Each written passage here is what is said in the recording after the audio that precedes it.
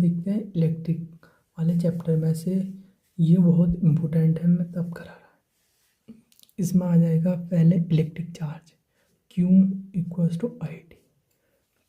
तो आई का क्या आएगा हमारे एम्पियर का, आई मतलब करंट एम्पियर में, और टी मतलब टाइम, ठीक है, एटी आ जाएगा क्यू का। क्यू क्या है, इलेक्ट्रिक चार्ज। इलेक्ट्रिकल रेजिस्टेंस मतलब R equals to V upon I. तो हम पहले देख लेते हैं इलेक्ट्रिक पोटेंशियल का, देख लेते हैं मतलब इलेक्ट्रिक पोटेंशियल मतलब वी, इलेक्ट्रिक पोटेंशियल वी का देख लेते हैं हम। तो वी इक्वल्स टू ये है डब्ल्यू अपॉन क्यू, मतलब वर्क अपॉन क्यू। वर्क का हमने पहले देखा था, क्या था, mL2T-2, ठीक है। वर्क का ये था अपॉन क्यू, क्या था हमने अभी किया है ऊपर AT। तो हम इसे क्या लिखेंगे, mL2 L2T-3 लिखेंगे, एक ऊपर आ जाएगी क्योंकि, ठीक है। अब और ए ऊपर आएगा तो ए इनवर्स, ठीक है, ये आ जाएगा, ठीक है। अब हम देखेंगे इलेक्ट्रिकल रेजिस्टेंस। तो हमने क्यों देखा हमने पहला ही, क्योंकि हमने वी निकाला, वी यहाँ से लिख लेंगे।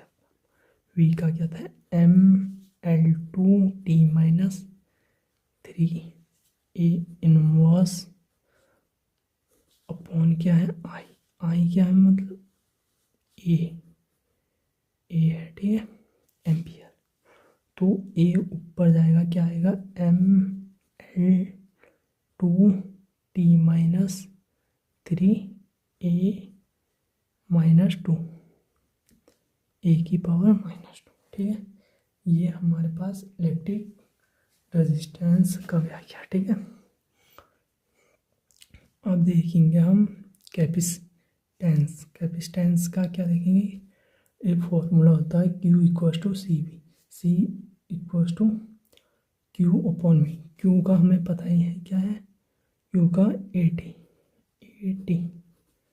और वी का क्या है, वी हमने यहाँ से निकाला है, तो mL2T-3 A-1, ठीक है, ये वी का। तो हम इसे ऊपर कर लेंगे, एम ऊपर आएगा तो इनवर्स में आएगा, एल ऊपर आएगा तो -2, टी आएगा तो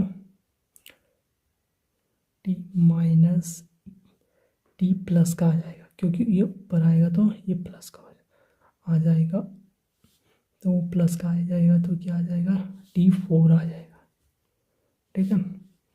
एक टी यहाँ भी जुड़ जाएगा, ये 3 और 4 5, तो ए माइनस का है तो ऊपर आके क्या आ जाएगा, प्लस का, ठीक है। ये हमारे पास आ गया सी का मतलब कैपेसिटेंस का डायमेंशन, ठीक है। अब हम देखेंगे सम कांस्टेंट। तो ये क्या है, ये कांस्टेंट है। अब हम देखेंगे, हम पहला क्या देखेंगे, रिफ्रैक्टिव इंडेक्स। इसे हम म्यू से दर्शाते हैं, mu equals to C upon मी, speed of light in vacuum, speed of light in medium, ठीक है। अब ये क्या हो जाएगा, देखिए ये है वैक्यूम की लाइट की स्पीड, दोनों स्पीड है तो कट जाएगी, ये डायमेंशन लेस आ जाएगी। कैसे, सी को भी हम वेलोसिटी में देखते हैं, वेलोसिटी मतलब एल टी -1 अपॉन, और ये भी वी तो वेलोसिटी है LT-1, ठीक है, दोनों वेलोसिटी है तो ये कट जाएंगी, इस कारण ये डायमेंशन लेस आ जाएगी, ठीक है। आप लिख लेना, मेरे पास जो वो भी नहीं है। चलो मैं डायमेंशन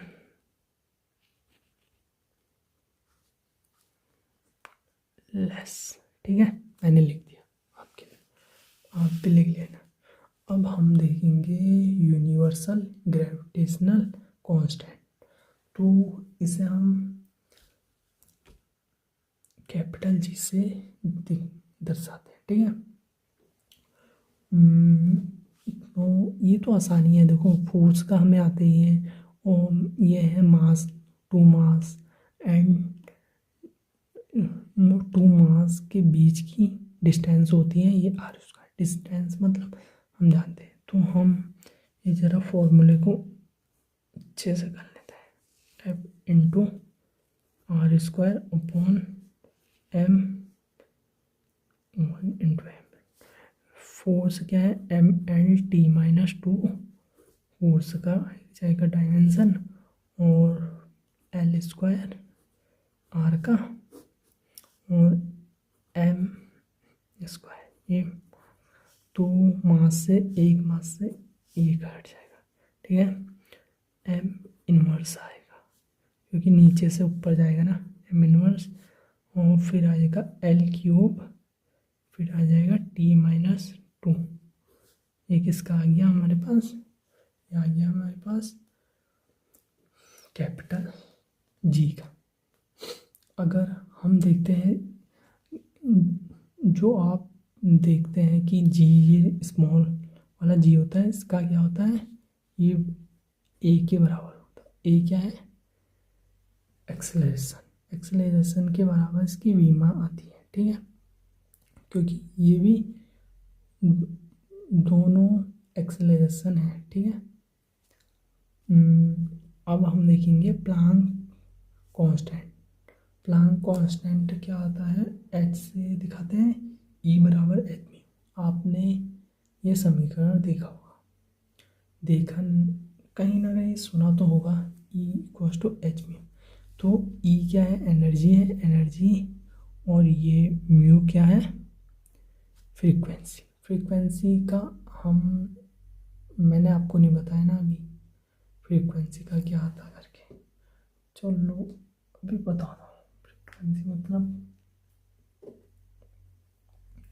फ्रीक्वेंसी का वो आता है 1/T,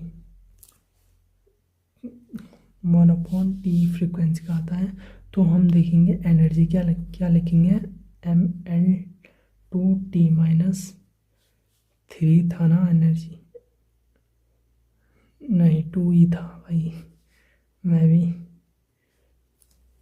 किधर हूँ। और अपॉन में क्या आ जाएगा, म्यू का क्या आ जाएगा, 1/T। तो ये टी ऊपर जाएगा तो क्या आ जाएगा, ये ऊपर यहाँ पहुँच जाएगा, ठीक है। तो इससे हमारा एक कट जाएगा,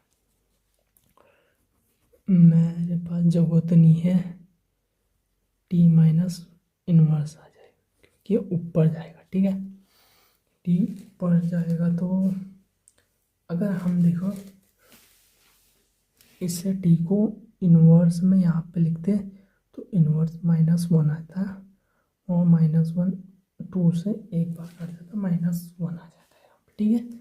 अब हम देखें वोल्ट मान कांस्टेंट, ये क्या है, ये आपने ये इक्वेशन तो देखी होगी, ये गैस से संबंधित है equation, P equals to nRT। तो P क्या है, प्रेशर, V क्या है, वॉल्यूम, N क्या है, number of gases molecule, K क्या है, कांस्टेंट, और T क्या है, टेम्परेचर, ठीक है। तो इसका प्रेशर का, अब प्रेशर का आपको मैंने नहीं बताया, प्रेशर का देखते हैं, चलो हम प्रेशर का क्या होता है।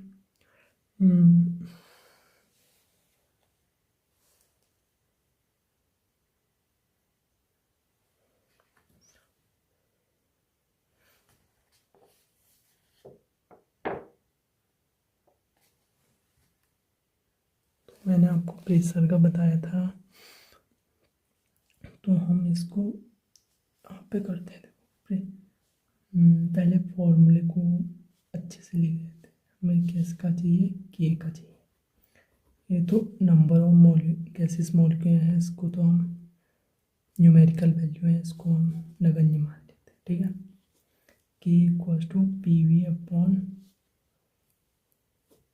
टी। ठीक है,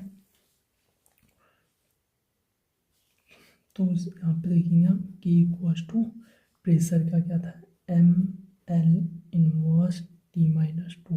ठीक है, ये प्रेशर का है, और वेलोसिटी का L T minus one. Temperature का क्या था, इसे हम केल्विन से या थीटा से दिखाते हैं। ठीक है, हम केल्विन ले लेते हैं। तो आप इसे अच्छे से कर लेना, मेरे पास तो चलो मैं कर देता हूँ। एम एल एल इनवर्स मतलब एल तो कैंसिल ही हो जाएगा, प्लस माइनस एल जीरो आ जाएगा, और टी क्या आएगा, माइनस का 3 आ जाएगा, अपॉन के इनवर्स आ जाएगा। ठीक है, ये आ जाएगा। और अब देखेंगे कोएफिशिएंट ऑफ विस्कोसिटी, ये इसका सिंबल है, और F equals to viscosity constant A delta V upon delta Z. ठीक है, डेल्टा वी मतलब वेलोसिटी और चेंज, डेल्टा जेड मतलब डिस्प्लेसमेंट चेंज। ठीक है, एंगल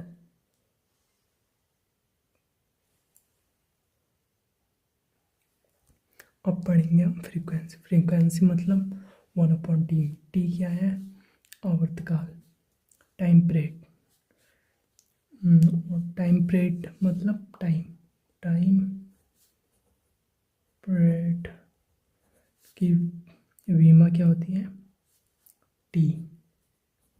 तो फ्रीक्वेंसी इसके अपोजिट होती है, ये फ्रीक्वेंसी और टाइम पीरियड एक दूसरे के अपोज में होते हैं। ठीक है, तो इसका टी इनवर्स आ जाएगा। ठीक है, और एंगुलर फ्रीक्वेंसी क्या होती है, एंगुलर फ्रीक्वेंसी भी सेम होती है, 2πf ओमेगा से दर्शाते हैं इसे, क्या होती है, टी इनवर्स। ठीक है, और डाउट तो हर कोई स्टूडेंट का डाउट रहता है, ये बहुत ही इम्पोर्टेंट है। ये आपके 1 डायमेंशन 2 डायमेंशन में आएगा, मतलब ये बहुत ही इम्पोर्टेंट है। तो हम एक तरफ देखते हैं लीनियर, एक तरफ देखें एंगुलर। आप जानते हैं लीनियर किसे कहते हैं, एंगुलर मतलब जिसमें थीटा हो, मतलब घूर्णन गति हो, घूमने वाली गति हो। और लीनियर मतलब जिसमें कोई भी मतलब एंगल नहीं हो, सीधा चलता हो। ठीक है, इसमें कोई एंगल नहीं है, इसमें एंगल के साथ डिस्प्लेसमेंट हो रहा है। ठीक है, तभी एंगुलर डिस्प्लेसमेंट।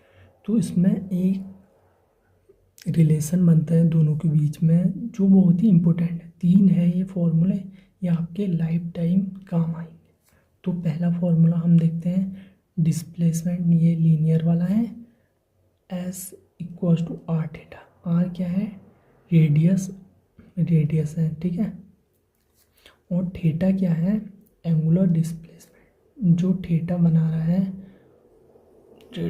उसकी क्या है, ये रेडियस, ये। ठीक है, यहाँ पे थीटा।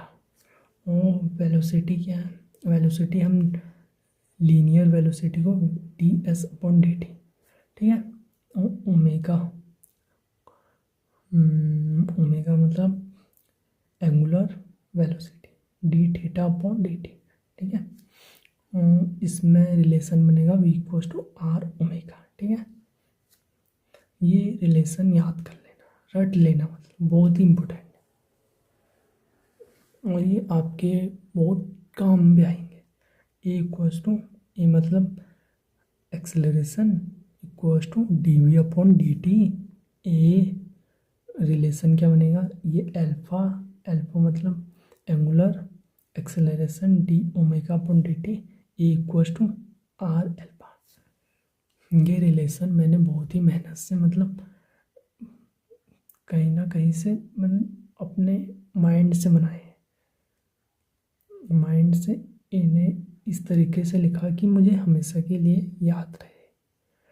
तो मुझे ये याद भी रहे, ऐसे नहीं है कि मैं भूल गया, क्योंकि इतने अच्छे से लिखे हैं मैंने, तो मुझे याद भी है अभी तक। तो हम पढ़ेंगे अब टॉर्क। टॉर्क क्या होता है, टाउ, इसे हम टाउ से प्रदर्शित कर। टॉर्क मतलब एफ इंटू डी। तो इसकी वीमा क्या आ जाएगी, M L two T minus two,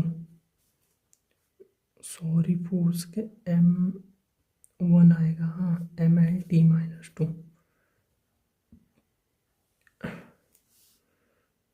तो गलती हो गई, मैंने टू लिख दिया, इंटू डी मतलब displacement, M L two T minus two, ठीक है। यह आ जाएगा moment of inertia. Moment of inertia किसे बोलते हैं, जड़त्वाकर्षण। तो इसे हम आई से प्रदर्शित करते हैं, एम आर स्क्वायर, ठीक है।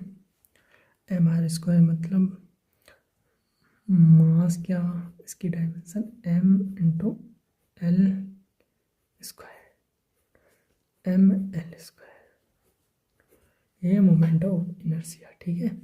अब देखेंगे हम एंगुलर मोमेंटम। एंगुलर मोमेंटम किसे कहते हैं, M V R sine theta. Sine theta क्या होता है, जब बीच में क्रॉस हो, क्रॉस मतलब सदिश गुणन, गुणनखंड। अगर डॉट आता है तो अदिश गुणनखंड, स्केलर क्वांटिटी। एंड ये क्या है, ये है कल,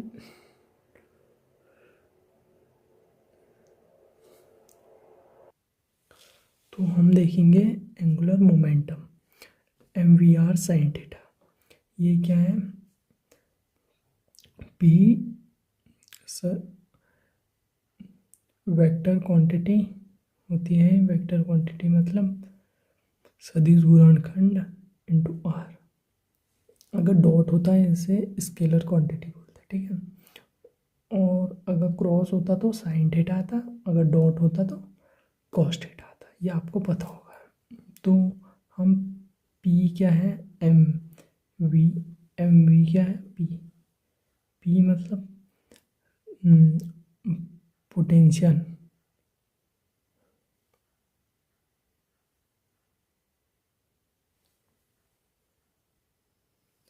तो हम क्या पढ़ रहे थे, angular momentum, linear momentum into distance. Distance मतलब डिस्टेंस को हम आर से प्रदर्शित करते हैं। तो हम पढ़ने जा रहे थे एंगुलर मोमेंटम। एंगुलर मोमेंटम क्या होता है, linear momentum into distance. Distance को हम आर से प्रदर्शित करते हैं, ठीक है। तो लीनियर मोमेंटम का क्या देखा था हमने, एम वी, एम का क्या था, मास एम, वी का एल टी माइनस वन, और आर का क्या था, आर का था एल, ठीक है। तो क्या आ जाएगा, M L two T minus one, ये किसका आ गया, एंगुलर मोमेंटम। अब देखेंगे हम सरफेस एनर्जी। सरफेस एनर्जी किसे बोलते हैं, प्रेशर। तो और प्रेशर क्या होता है, एफ अपॉन ए। स्ट्रेस, स्ट्रेस मतलब हिंदी में होता है प्रतिबल, और यंग मॉडुलस, ये यंग मॉडुलस है। तो हम ये मैंने वैसे ही पढ़ दिया, मतलब इन सभी की जो डायमेंशन होती है एक ही होती है, सरफेस एनर्जी की और प्रेशर की और स्ट्रेस की और यंग मॉडुलस की। तो क्या होती है डायमेंशन, मैंने वैसे प्रेशर का करा दिया शायद, तो फिर भी हम कर लेते, नहीं करा है मुझे लगता है। एफ का क्या था, mL/T-2 अपॉन एरिया का L², ठीक है। तो क्या आ जाएगा इसका, mL³ ना, क्यूब कहाँ आएगा, ये L से L कट जाएगा, माइनस का L−T-2, ये किसका आ गया, ये आ गया हमारे सरफेस एनर्जी का। अब देखेंगे हम यंग मॉडुलस का हम फॉर्मूला, ये इसका सिंबल है, ये young modulus of like elasticity stress upon strain, ठीक है। तो हम देखेंगे स्ट्रेन का क्या होता है, ये डायमेंशन लेस होती है, क्यों हम बोलो delta L upon L, M upon M, दोनों से दोनों कट जाएंगे, ठीक है। डायमेंशन लेस ठीक है, क्योंकि ये स्ट्रेस के बराबर आ जाएगी, ये तो डायमेंशन एक्स है, बचा स्ट्रेस, इसी कारण स्ट्रेस के इक्वल ही आ जाती है, ठीक है। अब देखेंगे surface tension equal to F upon L, ठीक है।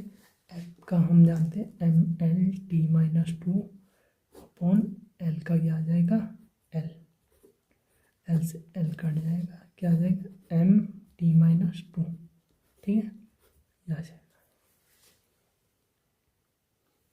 आपका अब आखिरी एक टॉपिक बच गया डायमेंशन में, फिजिकल क्वांटिटी में सप्लीमेंट्री फिजिकल क्वांटिटी, ठीक है।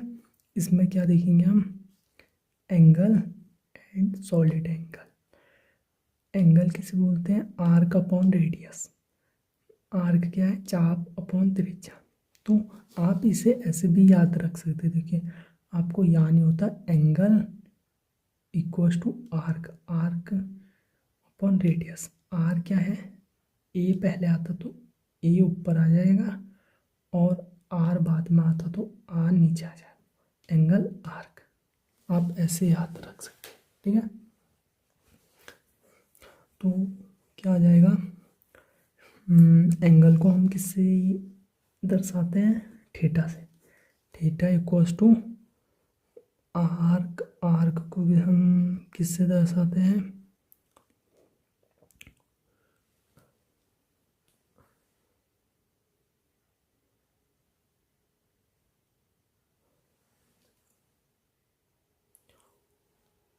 देखिए यहाँ पे थीटा है और ये है रेडियस इसकी, ये आर्क है, मतलब ये चाप खींचा है, ठीक है।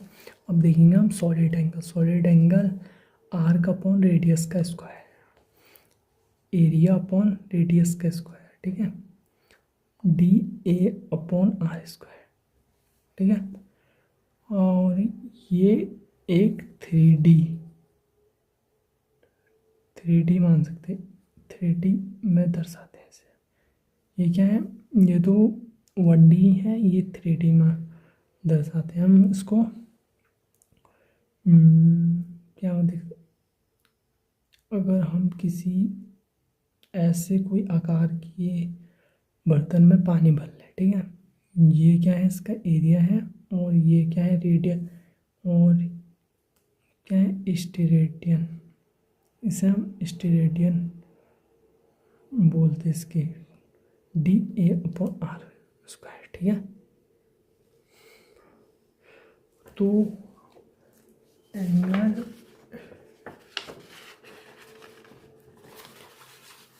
Angle and solid angle have unit तो होती है बट नो डायमेंशन, इनके पास यूनिट तो होती है लेकिन डायमेंशन नहीं होती, दोनों की बात, ठीक है। एंगल की कोई डायमेंशन नहीं होती और सॉलिड एंगल की, लेकिन क्या होता है, यूनिट होती है, क्योंकि फॉर्मूला होता है, समझ गया। ठीक है, थैंक यू बोलता हूँ मैं। आपको ये चैप्टर समझ में आया तो मेरी बहुत मेहनत लगी है इसके पीछे।